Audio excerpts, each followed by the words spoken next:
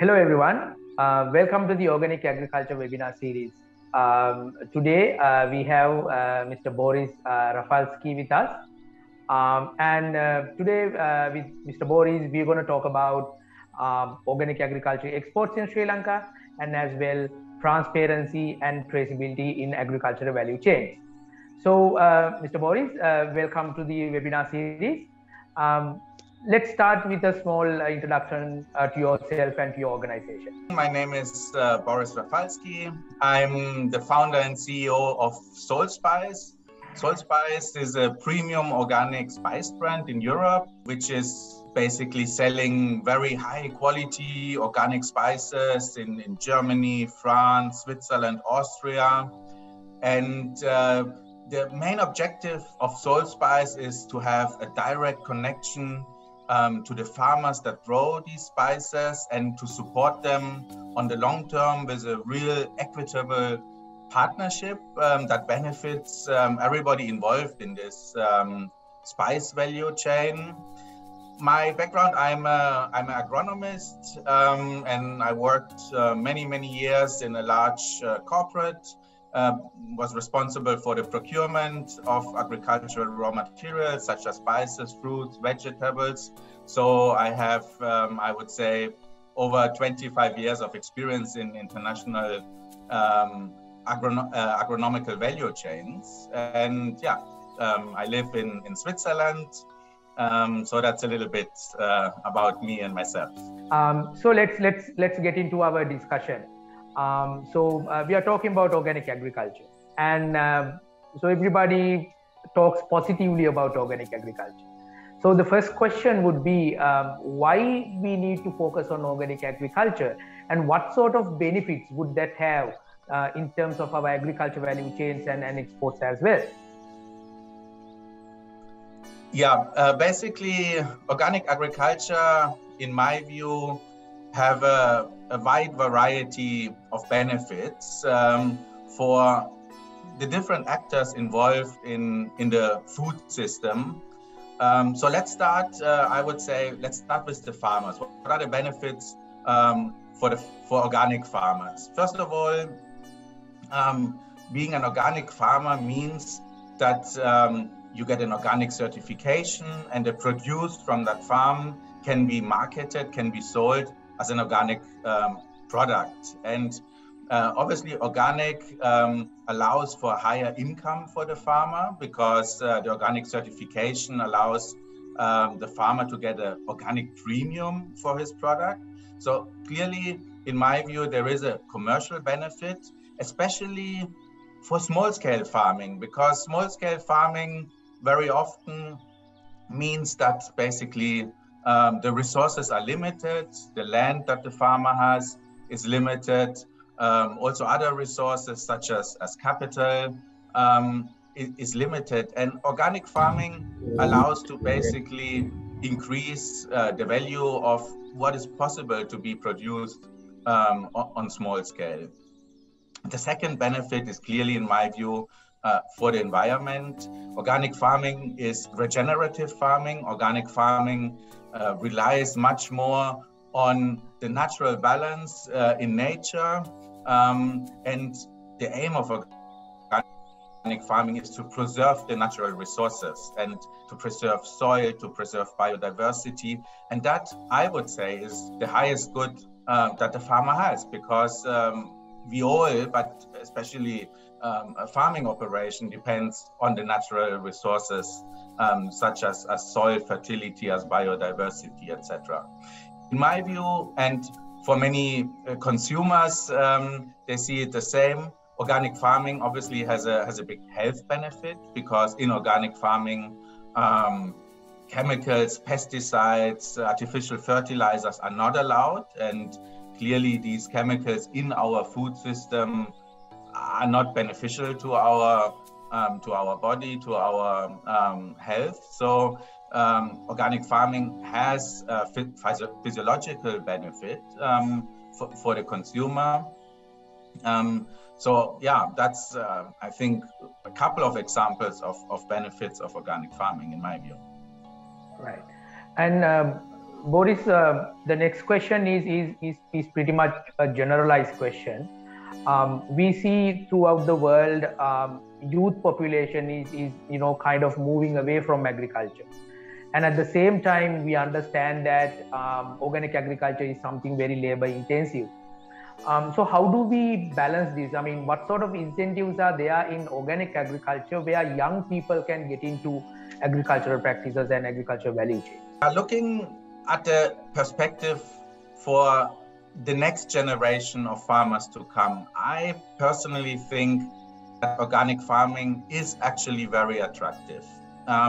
First of all, also organic farming can be mechanized, and the labor intensity of organic farming can be reduced through mechanization equally as in conventional farming.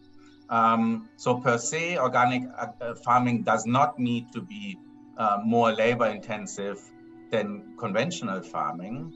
The benefits of organic farming for the next generation to come. First of all, I think that organic farming can be very attractive for the next generation because it means to produce a higher quality product, which has the potential to increase the income of the farmer through the organic certification and through the organic premium that the farmer receives. Organic farming not necessarily needs to be more labor intensive. Organic farming can also use mechanization and efficiency gains if the farm gets to a certain size and the capital is there to invest in mechanization. That is very much happening on organic farms in Europe, for example.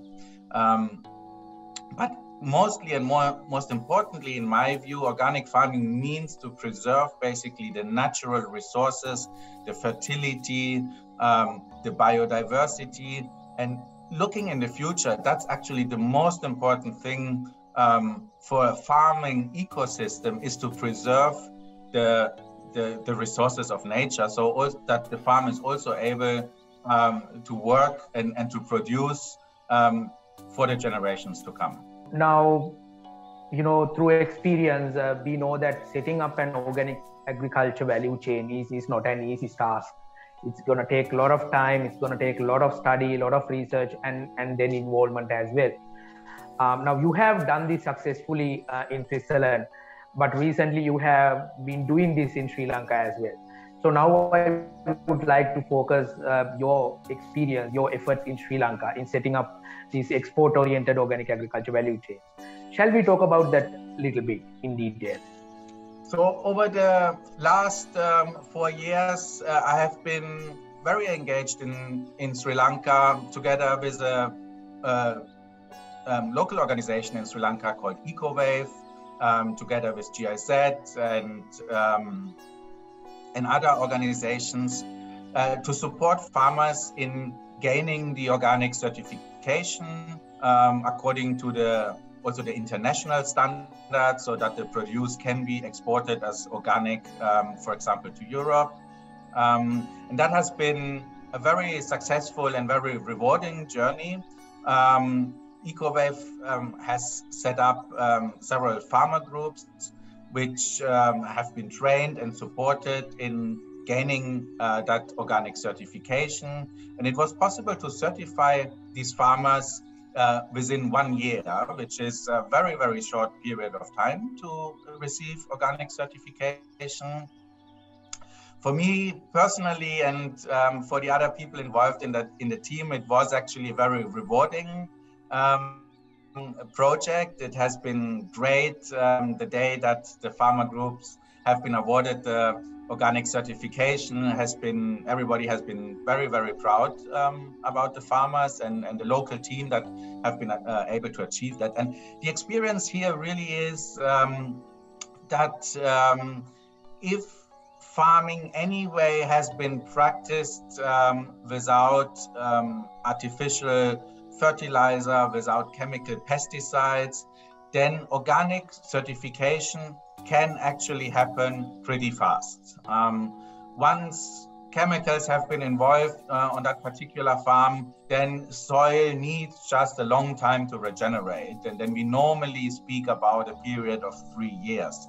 But very often small-scale farming in Sri Lanka anyway is very close to nature and is very regenerative. Normally pesticides are not being applied. And if that is the case, farmers can actually be certified very quickly, within 12 to 18 months, if that circumstances allow. So the experience here has really been that the local team needs to know very good what are the requirements on organic certification, what are the requirements in terms of farming records, what are the requirements in terms of documentation, what are the requirements in terms of organic farming practices.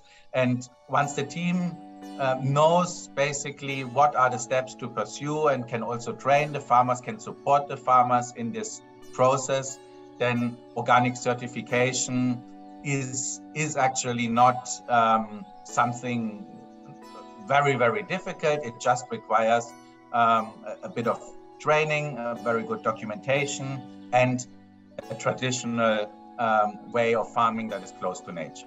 That's a very encouraging success story that you shared with us. Boris, at the same time, the viewers joining us would be interested to know some of the specific bottlenecks you faced in establishing this value chain and how you overcame them. Can you please share a couple of them with us? Yeah, I have seen many successful farmer groups, organic farmer groups in Sri Lanka. And I was always very, very impressed about their professionalism and also how successful basically they can work together as a community that benefits its members. And that's ultimately the objective of such a farmer organization. I have visited several times the organization called SOFA, Small Organic Farmer Association. And it is probably one of the most successful and most famous farmer groups in Sri Lanka. They are actually internationally recognized for the work they did, and that impressed me a lot. And I certainly think that SOFA is a role model for other farmer associations around the world. A second farmer group that I have visited in Sri Lanka is MOFA, Marginalized Organic Farmer Association, a very, very successful farmer association in my way. They have done a terrific job both on organic farming and fair trade certification, and have been very, very successful in producing high quality spices. And also the EcoWave farmer group that I have visited impressed me really a lot. They have been starting only since a couple of years and have been able to build a farmer group that really benefits its members in that short term of time. It's really make us also very proud to see that we have internationally recognized farmer groups in the country working on the organic sector. Now, let me take you to an area where we specifically talk about when it comes to organic agriculture sector. We talk about quality. We used to say that organic products are in good quality. In your experience, Boris, how do we link organic agriculture with specific quality? How do we build this story?